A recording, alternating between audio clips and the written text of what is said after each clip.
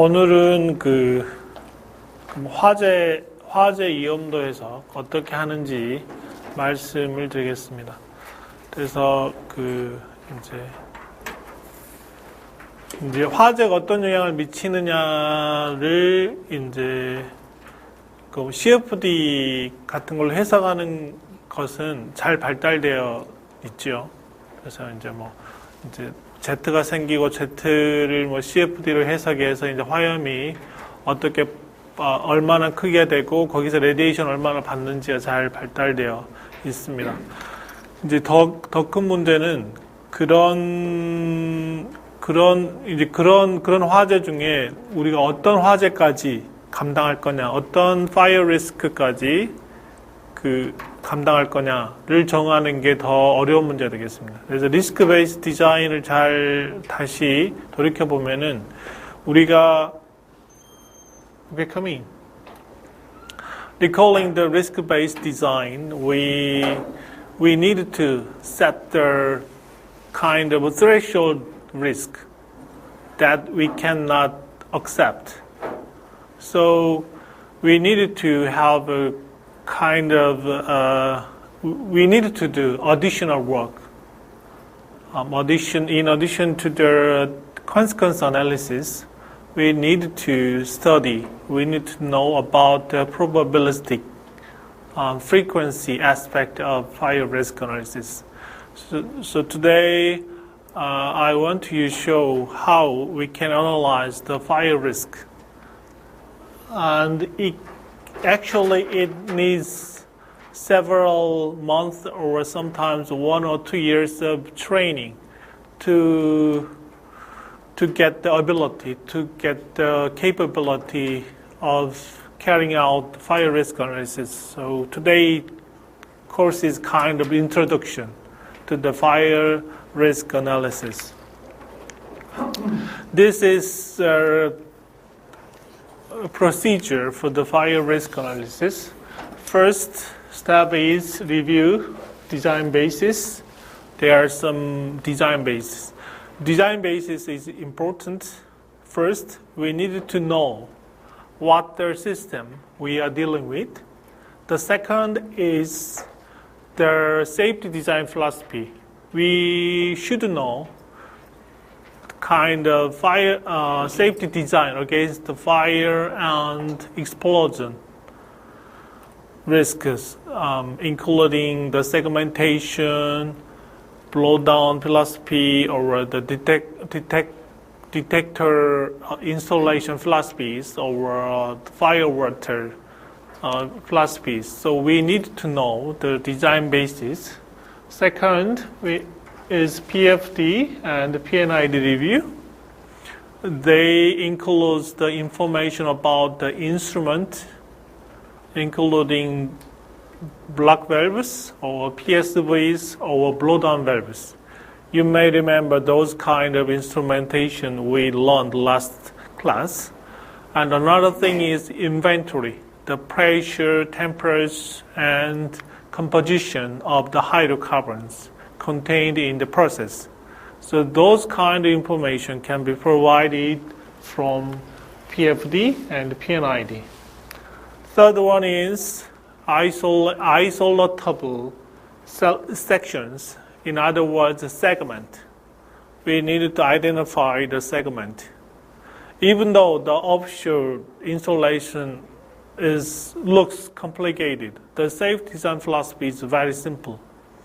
When it comes to fire or the explosion risk analysis, we deal with the segment. Okay, the isolatable section segment is isolated by the block valves. Third, for each segment or isolatable section, we analyze the fire risk analysis. So we estimate the leak frequency or leak rate for one segment. So we estimate the leak rate, and the leak rate is related with hole size. And this is aspect of this leak rate is related with the consequence of fire risk analysis. The frequency aspect related with the number of holes that can be made for a specific period. So the number of the frequency of leaks is related with the equipment count. How many equipment? So if we have many equipment, we have many leak. We have many potential leak. And then and the leak rate is related to the ignition probability. The bigger the leak, the more the ignition probability is. What I mean is that the bigger jet or cloud can be more easily ignited by ignition sources. So ignition probability is highly affected by leak rate or the leak size. And there are some safety systems, FNG or ESD and blowdown. These systems affect the fire risk.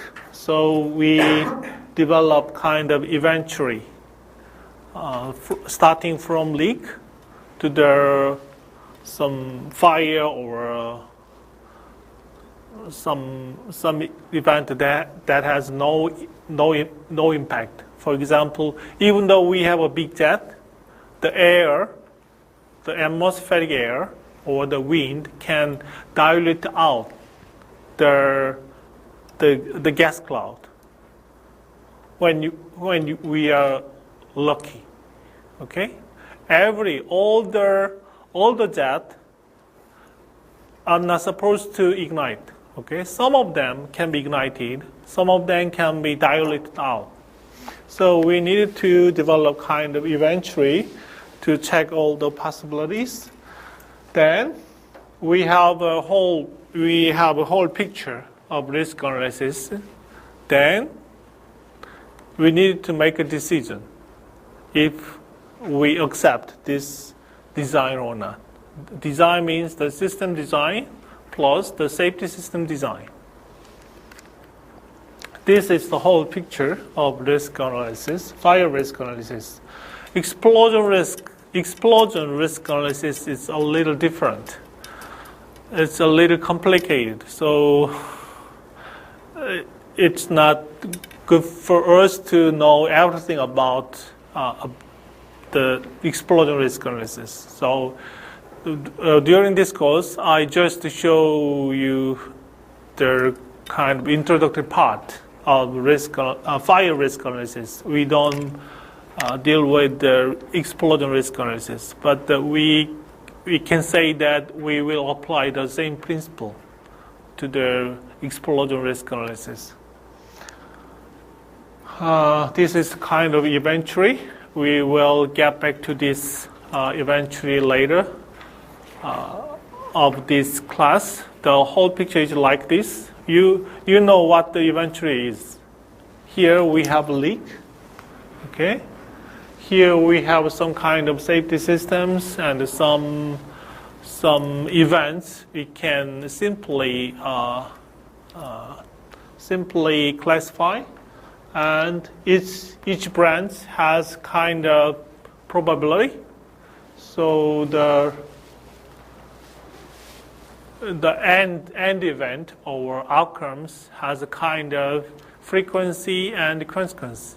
This is the way we are doing with inventory analysis. So think one by one. First is ignition. How a jet can be ignited. So we begin with ignition of a gas jet. There are two kinds of ignition. One is immediate ignition. Second, the other is delayed ignition. We have a jet here. Assume that this is a pressure vessel, and we have a jet. Then the jet can be ignited immediately, right away, or there is no ignition source, and this jet is not ignited. That means the gas will be accumulated here. So immediate ignition leads to fire. Okay, we have jet here, and the jet is ignited. Then we have ignition source. I'm ignited. I prepared this one. So there is a gas. We have a jet still here. So if the jet is ignited, we have fire. If we do not have immediate ignition, the gas will accumulate here. And this gas can be ignited or cannot be ignited. If this cloud is ignited, it is explosion. If we open the window and door, then the ventilation can sweep away the cloud. Then we are safe. So there are three possibilities. One is immediate ignition, that means fire. Second is delayed ignition, that is explosion. Or third one is just dilution. Okay. A jet and a cloud. So immediate ignition means fire. Delayed ignition means an explosion. Non-ignited means dilution. Ignition probability. The larger the jet or cloud, the easier it is ignited. So the ignition probability is proportional to the jet size or cloud size. Do you agree? Each of you is ignition source. Okay, as you know, the activation energy, minimum ignition energy is very low. Several millijoule. So anything can be ignition source. So if the cloud is big, that means it includes many potential ignition source. So the ignition probability is proportional to the leak rate or leak size. Considering the safety systems, the fire and ignition, or the jet size or cloud size, can be complicated related with the ignition source. This is kind of I prepared a graph to show how the ignition may vary with time. We have time axis here, and here we have a leak rate.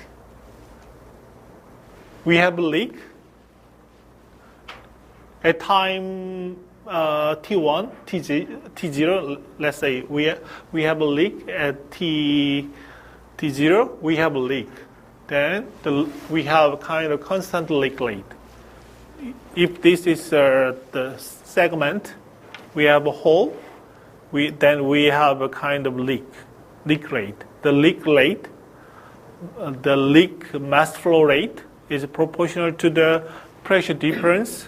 Sometimes the leak rate is just proportional to the inside pressure. So we have a kind of leak rate, constant pressure, constant leak rate. Then the gas detectors will work to say we have a gas in this room. Then the gas detector sends a signal to the shutdown system. You should close the block valves. So the block valve here is closed, and the block valve is downstream. The segment will be closed. then the leak rate cause the inside pressure decrease. So the leak rate is decreased. Why? The internal pressure is decreased because of the leak. This is good. That blocking the segment is a good strategy, but still we have another safety system. What is that? That is a blowdown system. Okay, we open the valve here, blowdown valve. If this valve is opened, the inventory will be forward to the plier stack. So the leak rate is far more decreased. So this is the typical shape of leak rate.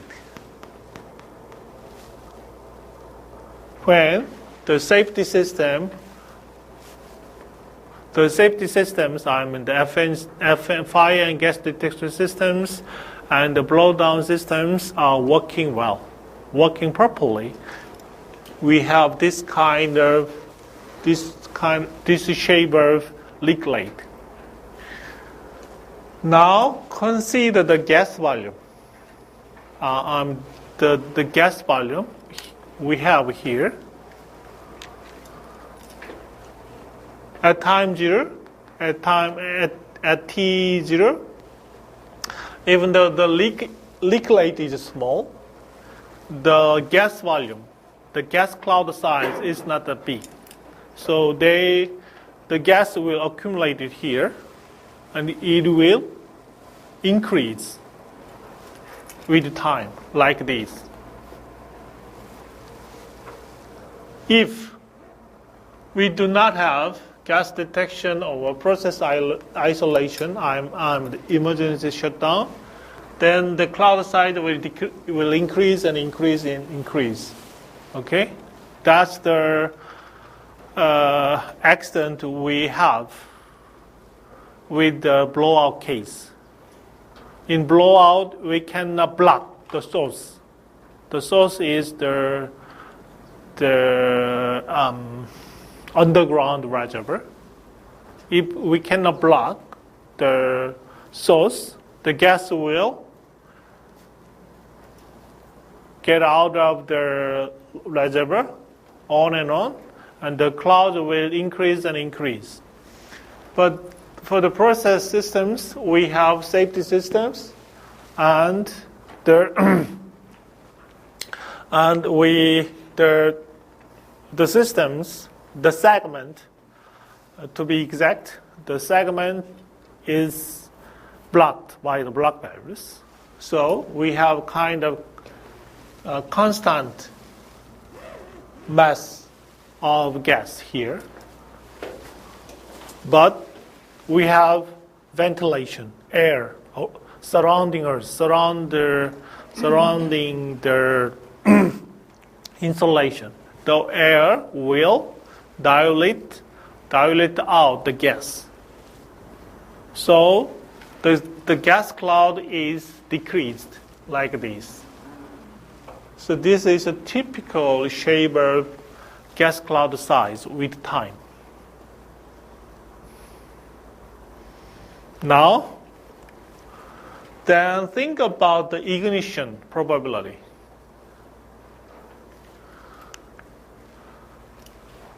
We have ignition source. We are the ignition source.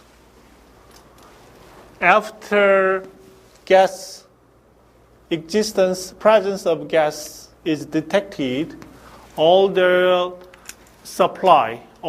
energy supply to the system is shut down. So the ignition density decreases. As you may expect that we cannot bring the ignition source immediately to zero. Okay? If we stop the compressor, it will take some time. for the compressed to complete stop. So it will take time like this.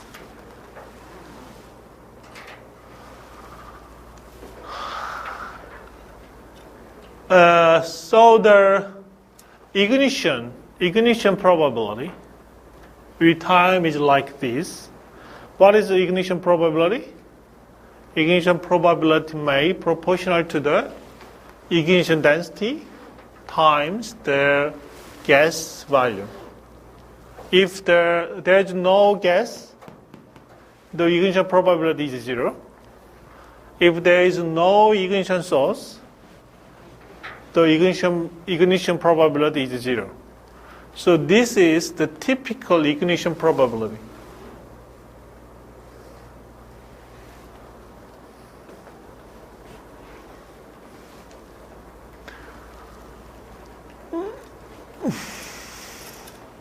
So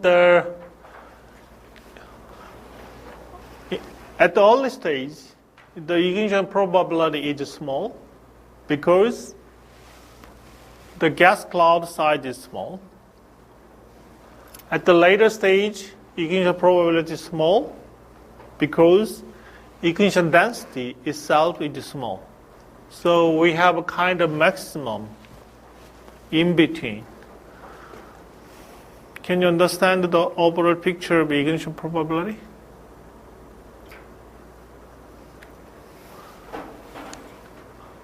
The ignition probability actually estimated by some method. This is the famous ignition probability suggested by Lee and I forgot his name. Lee and Cox. So this is the release rate, jet rate. Probability of ignition is if the release rate is here. What is this value?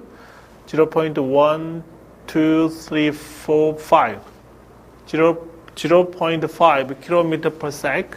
The ignition probability is 1%. 10 kilometer per sec. The probability is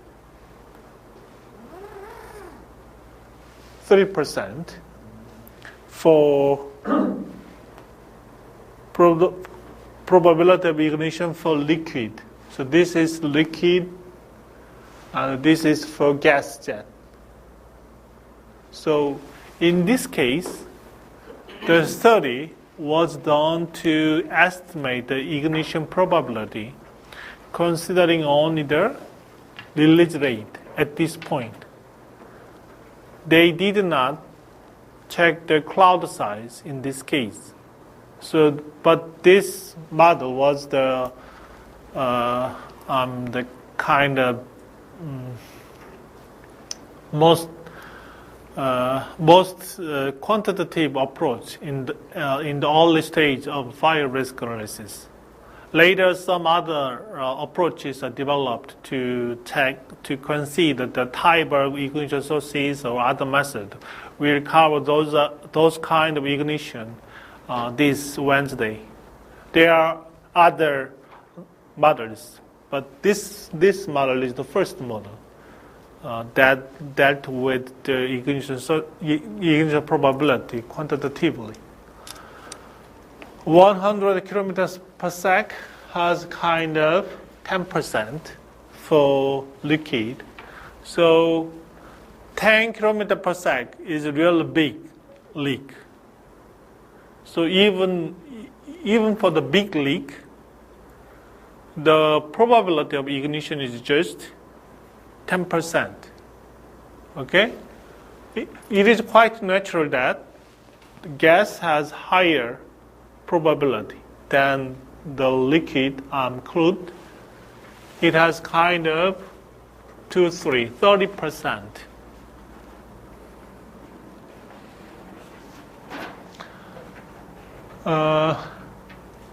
Detection. Let's think about the think about how the gas or liquid presence are detected. Gas detection. Gas detection is no use for fire. Can you understand? Gas. We have detectors here, and if we have a jet here, and the jet becomes fire only for the immediate ignition. For example, 중건 is ignition source. Unfortunately, we have a ignition source nearby. So we have a jet, and the jet is ignited by 중건. Then we have fire. So the detectors over there has no time to detect the gas. Okay? So gas detection is no use for fire. Gas detection is effective for explosion. The gas, we have a jet, there is no ignition source, no immediate ignition, then we have gas cloud, and the gas detectors can detect the presence of gas.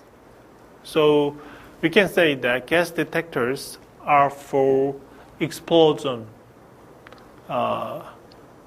protection. The same reasoning can be applied to fire detection. Fire detection means we have fire only if we have immediate ignition.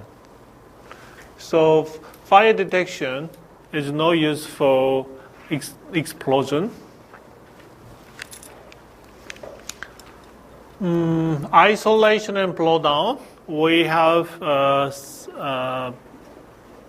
kind of overview last week about their isolation and the blowdown system. Both are activated by the detection system. So typically we have detectors, fire or gas detectors, and the detectors detect the presence of gas or fire, and it sends signal to the emergency safety system. Then the safety system make a decision.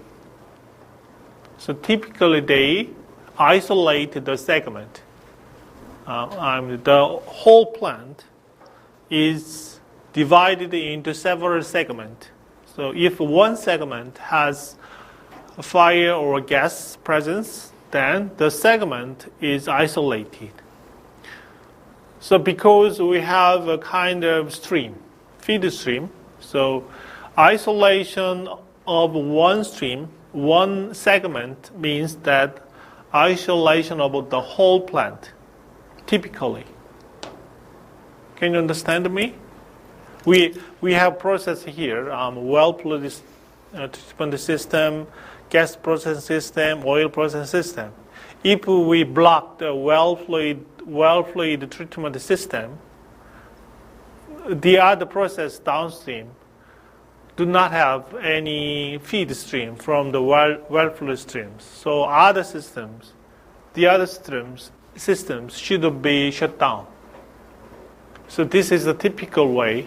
Anyway, in principle, the segment with the fire and gas detections are shut down. Or what is the meaning of shutdown? Stop the operation. Yeah, stop the operation is the first meaning. The second meaning is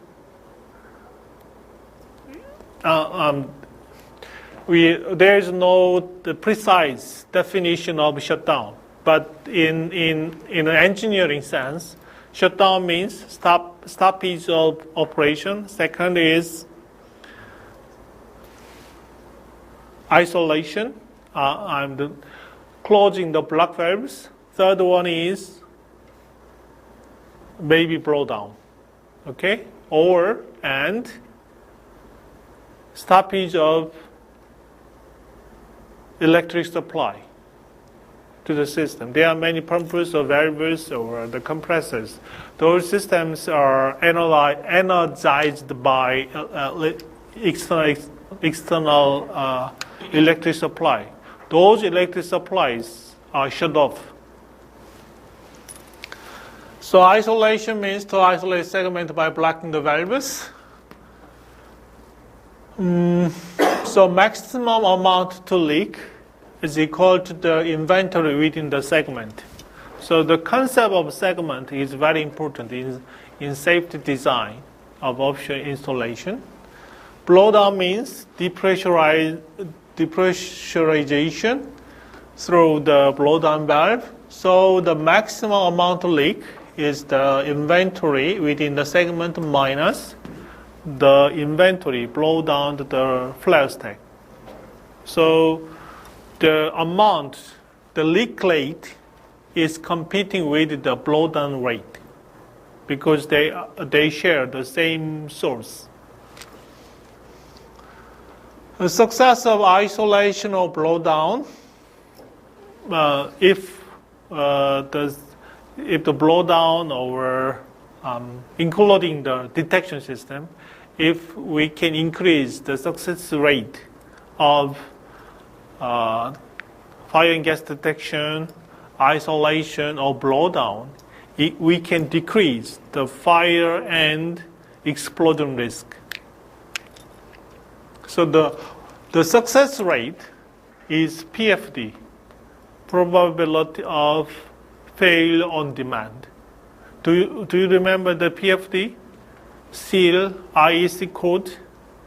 Yeah, we have learned that for this, okay? To quantify the success rate of the safety system. Fire is a gas-phase phenomenon, okay? No solid, no gas can be burned. Only gas can be burned because it is gas-phase phenomenon. Gas leak usually can be jet fire or sometimes explosion. Crude leak and the liquid leak can form a pool or a kind of pond, and the vapor will vaporize from the pool, and the vapor is then ignited. So crude leak usually pool fire. Jet fire. This is jet fire, okay? We have jet and fire. Pool fire means we have a pool here on the floor, and the vapor will vaporize from the, vapor, we have vapor from the surface of the pool. Then we have pool fire. So, which has bigger intensity? This one or this one? Yeah, jet fire has larger intensity, usually 2 times the pool fire. So let's get back to the inventory. We have a gas leak here, and if this gas leak is ignited immediately, immediate ignition, S means the gas release is ignited immediately. Yes. No. Immediate ignition means we have fire. No means we have just the jet, leak of inventory, hydrocarbons. So, gas detection, we have fire. The gas detectors over there are no use. So, fire detection system should be working. Okay, so fire detection system, failure.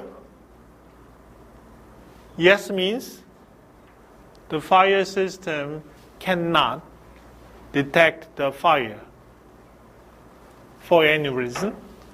Then the operators do not recognize what happens over there. So fire will grow and grow, and no pressure shutdown will be made. So we have an unisolated jet fire. If the inventory is crude, we have unisolated pool fire.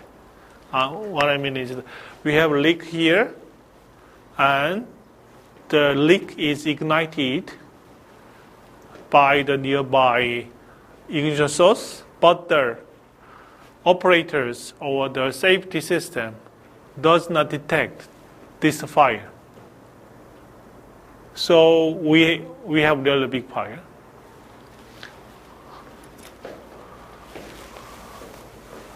Fire detection failure no means the fire detection system detect fire as usual. The next one is now we recognize that there is a fire, so we need to shut off the block valve, close the block valve of this segment. So isolation is triggered. Isolation system is started, but isolation system has probability of success or failure. Isolation system failure means we fail to isolate the system. Because, for example, we have some problem with the block valves. So we cannot close the block valve. Then the consequence of this fire is exactly to that of the first, because we only detect the existent fire, but we cannot do anything about the fire. Isolation failure though means the isolation system is closed successfully. Then the next one, then we closed the valves of the segment, so we can decrease the amount to leak. So the maximum is the inventory inside. Okay, so hopefully we wanted to decrease the leaked amount by opening the blowdown valve, but we have some problem with the blowdown valve. We cannot open the blowdown valve, so we have a big fire. But the consequence of this big fire is far less than the first two, because we succeeded in closing the block valves.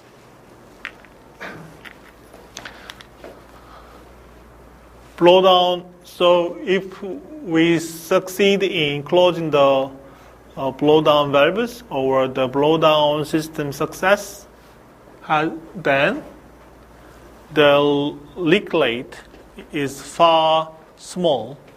So the good news is that we can limit the lifetime of the jet. So this isolated jet fire has short duration fire. What is this branch? Immediate ignition. That means delayed ignition. That means we have a leak here, and the leak is not ignited immediately. So we have a gas cloud here. So this branch means we have a gas cloud.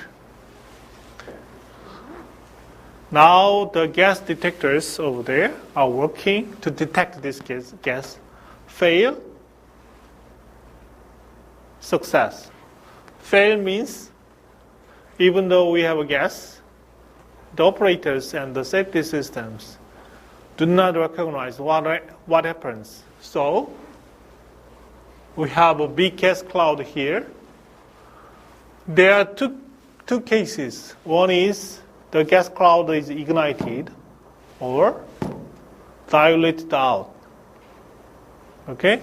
If so, this delayed ignition determines we have an explosion or not. Yes means ignited. We have really big gas cloud, and ignited means strong explosion. As you can see, even for the big gas leak, 100 kilogram per sec, the ignition probability is just 30%. So 7 out of 10, we have no explosion. We have that luck. If you are lucky that much, we have no ignition. The air will dilate out the gas cloud. This branch means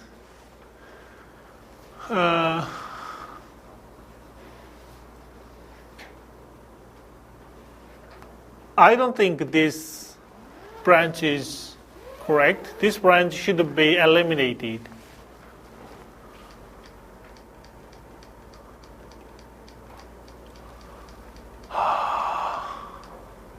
This ETA is right, correct. The ETA on page 3 is correct. The ETA on page 13 is wrong. Okay.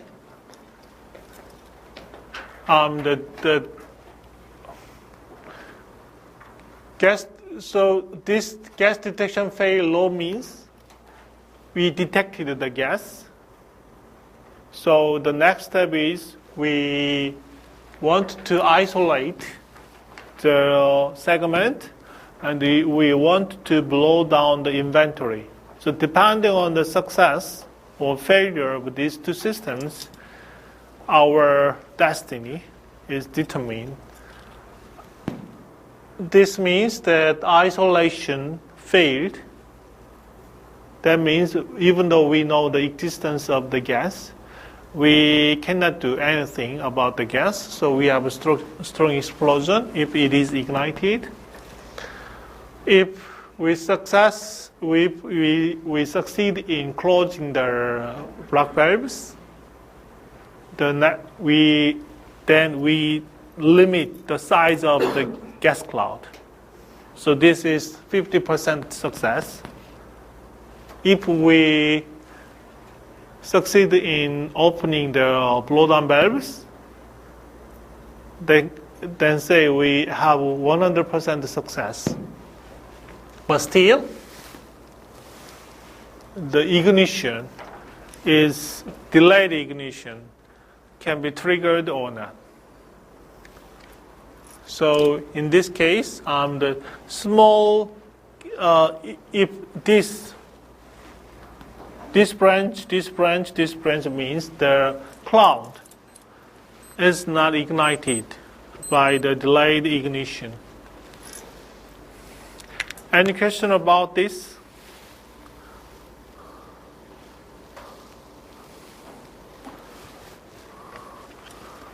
So actually we are doing is that we can assign the frequency or probability. In this case, we can estimate the leak frequency if we know the information, historical information about the leak frequency. I will show you some example database and ignition immediate ignition probability can be decided by the Lee and Cox model, the logarithmic graph. And this one, gas detection failure probability, is the PFD value, probability of failure on demand of the safety system. These are the PFD values, and the delayed ignition probability can be decided by other approaches. So that means we can assign the probability all there.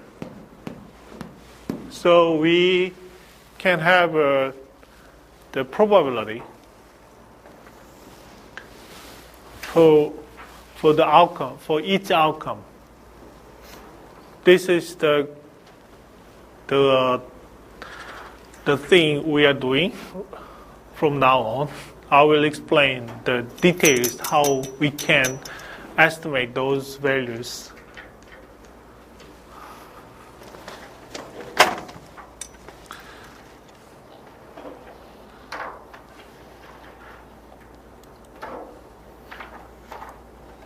This is the whole procedure.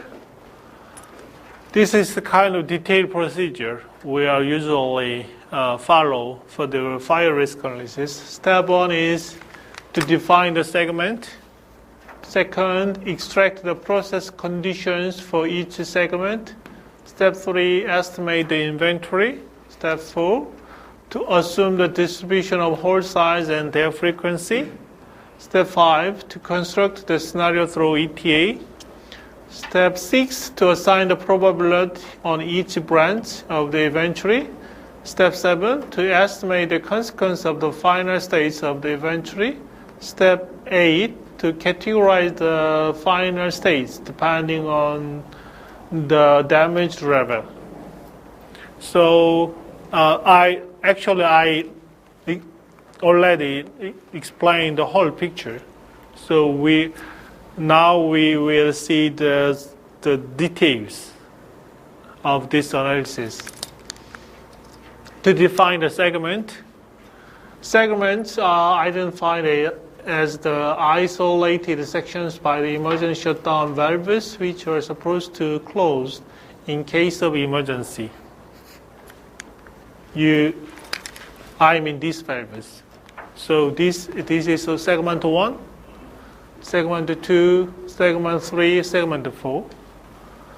The position of the shutdown valves is available from the process flow diagram or PNID. So one bad tradition in offshore industry is that there is no kind of standard. So if you design the offshore installation, a good strategy is to prepare a separate drawing about the position of the shutdown valves. In a PNID, typically we can identify the blowdown valves, but in PNID there are many instruments: pressure transmitter, temperature element, control valves, heat exchangers, compressors, control logics.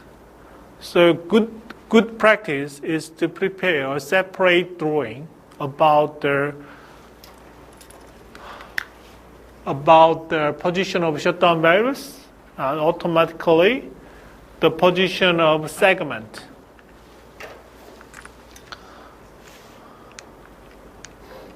Second one is extract the process condition of each segment. I mean the characteristics of fire, the amount of leak rate, and the the existence of jet fire or existence of pool fire, those all are governed by the pressure and temperature and composition of the inventory. So we need the information about the inventory. So those kind of things are included in the PFDs, process flow diagram. It's not probability of failure on demand. In this case, it's a process flow diagram. So when we say the process flow diagram, that means the PFD should include the hidden mass balances.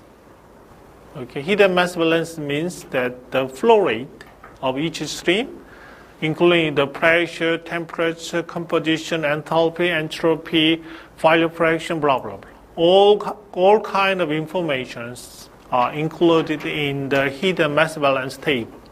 Typically, they are given in the form of table.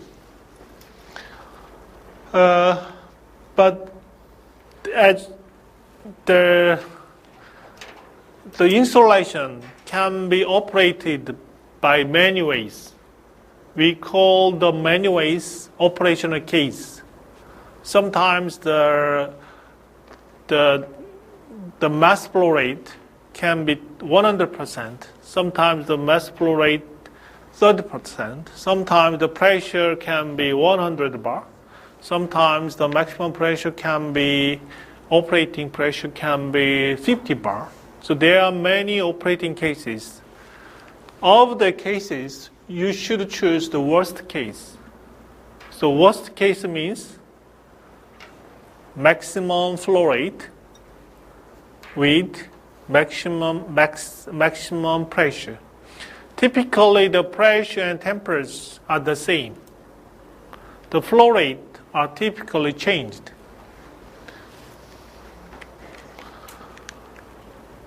This is the hidden mass balance table. These are the stream number. Here are the information of on each stream. One is vapor fraction, mass flow rate, pressure, temperature, mass density, mass enthalpy, entropy, heat capacity, heat of vaporization, noiding value, blah, blah, blah. So you don't worry about how to generate these tables. These tables are generated by process engineers using the process simulator.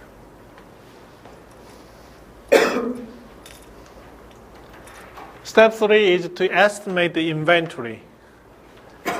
In this case, we know mass flow rate, but we don't know how much mass is included in the segment. Okay, we know the flow rate here, let's say, about 540 ton per hour, but we don't know if the valves are closed, if the segment is isolated. What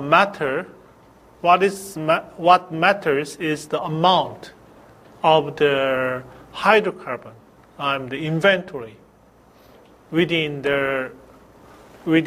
this segment. So the inventory should be proportional to the volume of this segment. Can you understand me?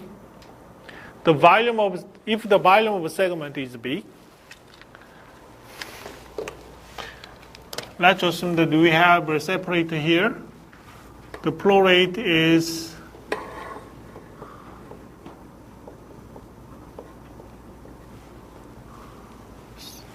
so the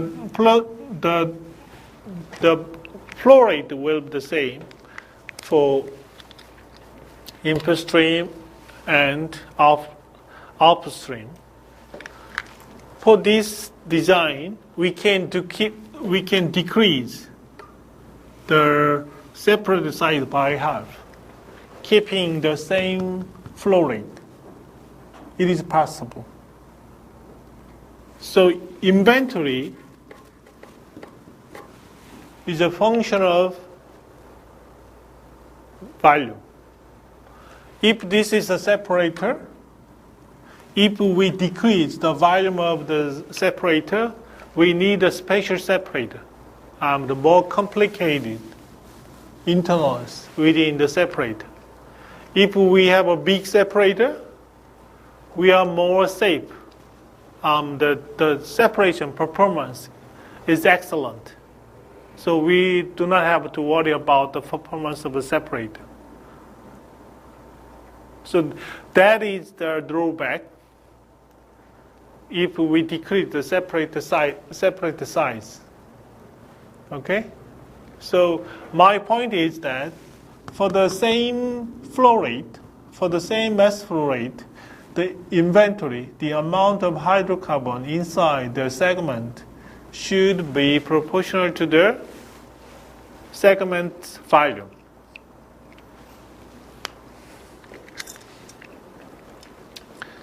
무슨 말인지 알겠어요?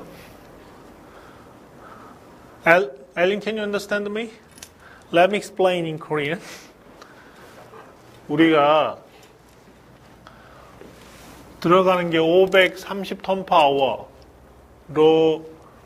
이제 통에 넣어서 세퍼레이터 넣어서 세퍼레이션 시킨 다음에 이제 리퀴드 빼고 뭐 가스 뺀다고 칩시다. 그러면 이제 두 개의 합친 것은 요거하고 똑같겠죠. 매스 플로 레이트는.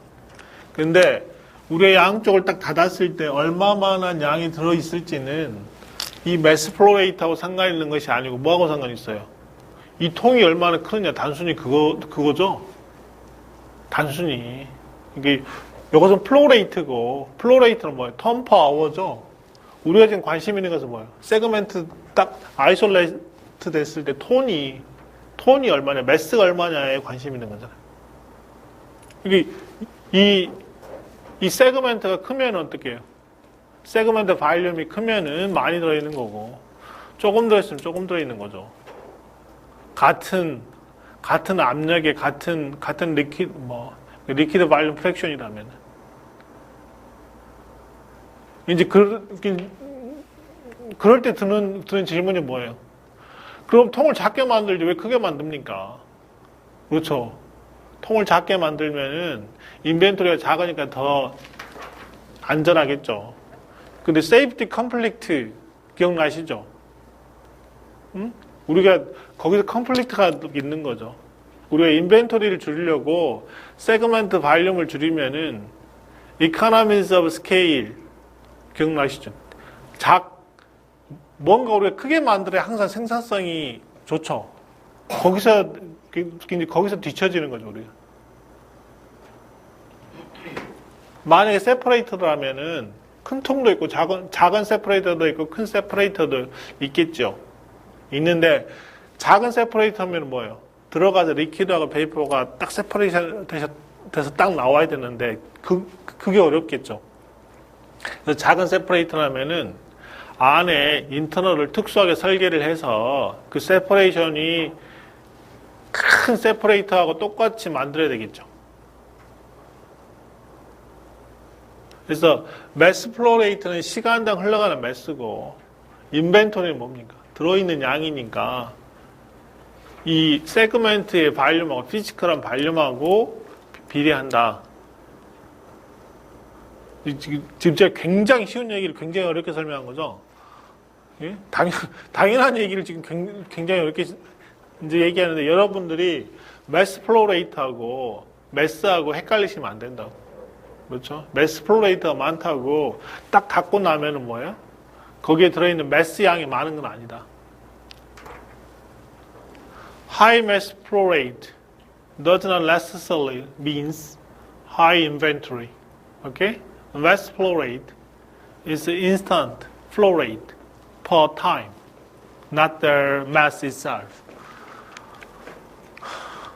So we estimate, in order to estimate the inventory, we need to estimate the volume. The density is given by the hidden mass balance table. So this is nothing to estimate the density. the big job is to estimate the segment volume. That means we estimate the equipment volume. If the piping is not negligible, we estimate the volume of piping. So this is kind of a tedious job in fire risk analysis. We need to estimate all the volumes. Third one is to assume the distribution of size. So typically, we assume the hole size, the diameter of the hole, leak hole, is continuous random variable. But we cannot carry out all the analysis for all the leak size. So we think about some representative hole size. So these are the typical hole size: 10 millimeter, 50 millimeter, 100 millimeter, and the full bore. Full bore means the piping is disconnected. So the full bore size is equal to the inside the diameter of the pipe. Okay?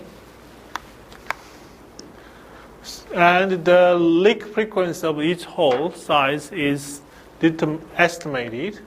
So this is the typical table. In this case, we assume that the small hole is 2.8 millimeter, medium hole size is 9.9 millimeter, large size is like this and like this. Full bore means 188.7 millimeter. That means this is the piping inner diameter of this piping. So the full bore size depends on the segment. And we estimate the release frequency. And if we know the release frequency and we know the pressure inside, then we estimate the leak rate.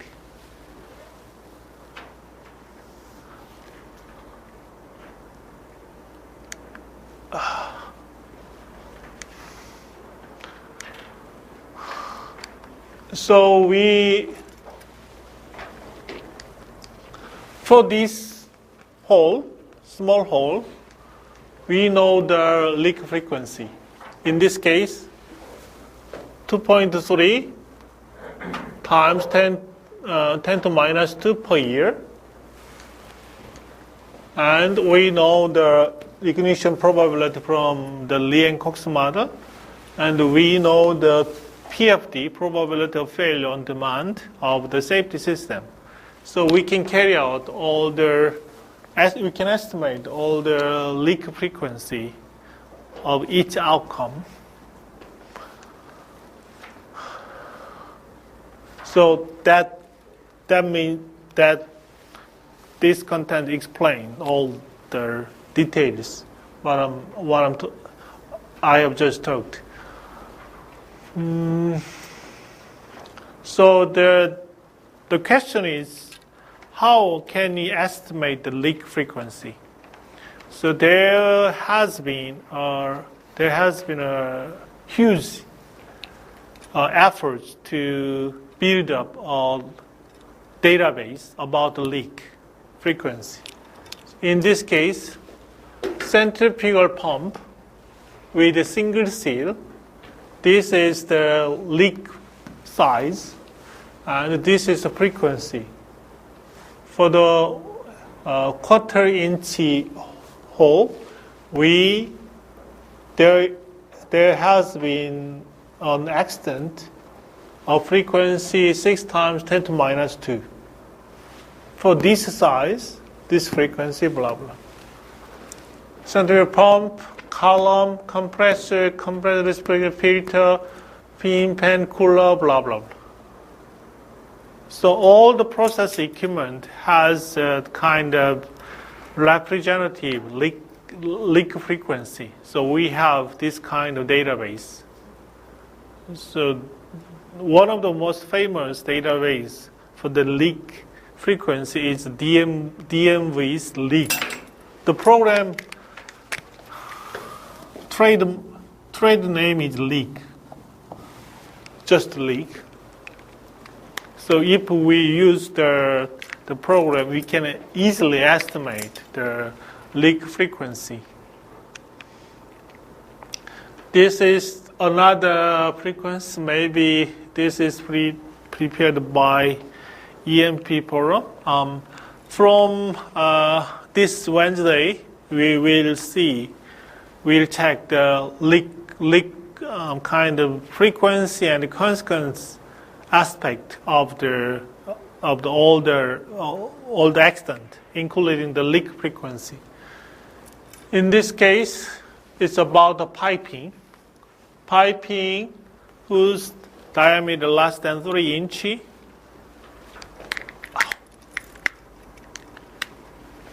Leak 3 leakers for this kilometers. That means 3.10 to minus 5 frequency per meter year. That means for 1 meter of piping whose diameter less than 3 inch, we have 7.10 to minus 5 frequency per year. So the leak frequency database are well developed. So you don't worry about that aspect. So we estimate this leak frequency. To estimate the consequence of the final stage of the event tree. So the next step is we can estimate the frequency. So risk is a combination of frequency times consequence. So the left job is to estimate the frequency. So there are many tools, CFD tools, to estimate the consequence of the fire. So in principle, we have no problem. In principle. But in real world, actually, we have a big problem. As you know, the CFD is a very slow solution. In this case, think about this event tree. This event tree is this gas leak for this one. What I mean is the small leak for segment 1.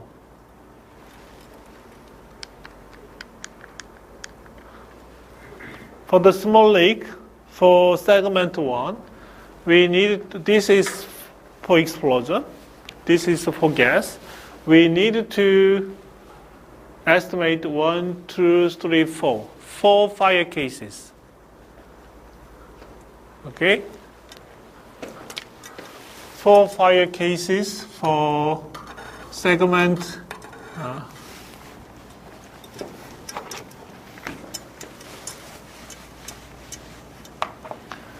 4 fire cases.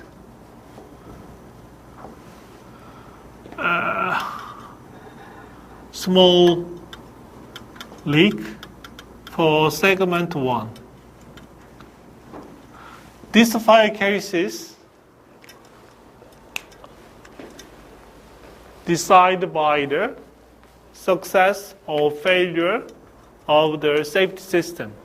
Okay, so this one, so the fire case means that the fire case depending on the success or failure of the safety system. So, and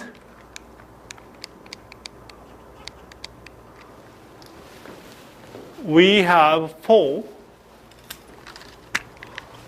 leak case: small, medium, large pull bore, and we have several segments, typically maybe 10. That means we need 160 fire cases. So in principle, we can carry out 160 CFD simulation for fire. So in practice, in real world, the fire case simulation of 160 with the rigorous CFD is a real big job. We can do it in principle, but it has no meaning in an engineering sense. And we needed to finish a fire risk analysis in 2 or 3 months. Okay, there are many safety studies, including seal allocation, fire risk analysis, explosion risk analysis, and drop object study. There are many, about 10 to 20 risk analysis. And there are many engineering jobs, process mechanical piping, and blah, blah. And we cannot dedicate 1 or 2 years for fire risk analysis. So the real practice is that we develop a kind of shortcut method to estimate this simulation.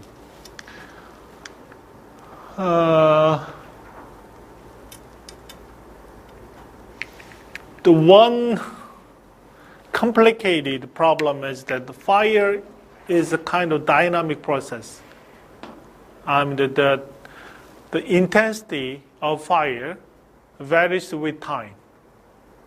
So the damage on human operators on the asset varies with time. So we usually estimate the damage at discrete time points, typically 10, 30, 60 minutes. And we estimate, and the fire has kind of special distribution. If we have JEPI here, the radiation from 1 meter away, 2 meters away is quite different. So the fire itself is a very complicated phenomenon, but the fire risk analysis is far more complicated. It should deal with many cases, time dependent and position dependent.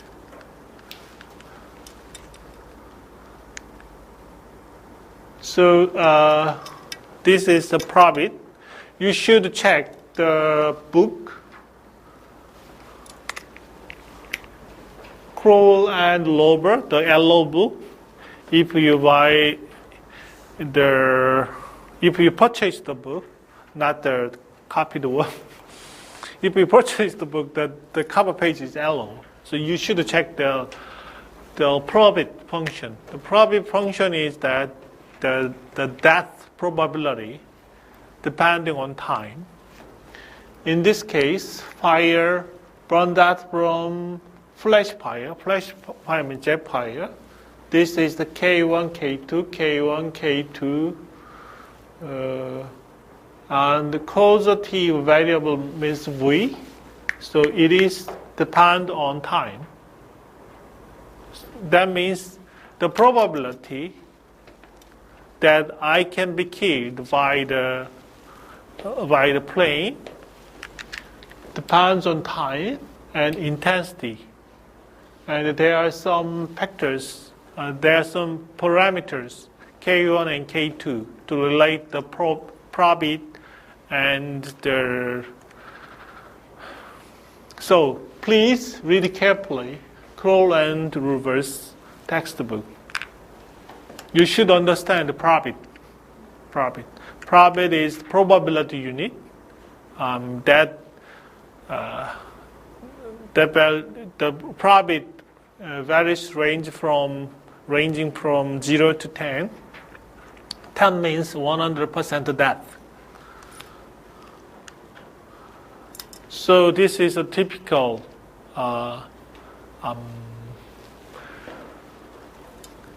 consequence analysis. What is this? This is the 4 case. I magnify the 4 cases: flame here, flame length, and radiation level. This kind of radiation can collapse the structure. 37.5 kilowatt per square meter. This kind of this level of radiation can kill people immediately. So there is a time dependence. So typically, this is the number of eventually we develop, 160, and for each eventually, this part corresponds to this part. Okay, I carry out the consequence analysis for this. So there are only few people who can carry out the fire risk analysis. That's all I prepared today. Any questions?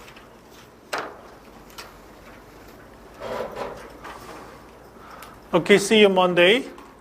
I'm quite sure you can't understand the whole procedure. So please take a look at the fire risk analysis.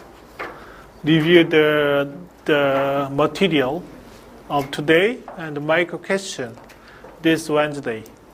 Okay? If you understand the fire risk analysis, you can understand everything about fire risk analysis and the safety system of offshore installations.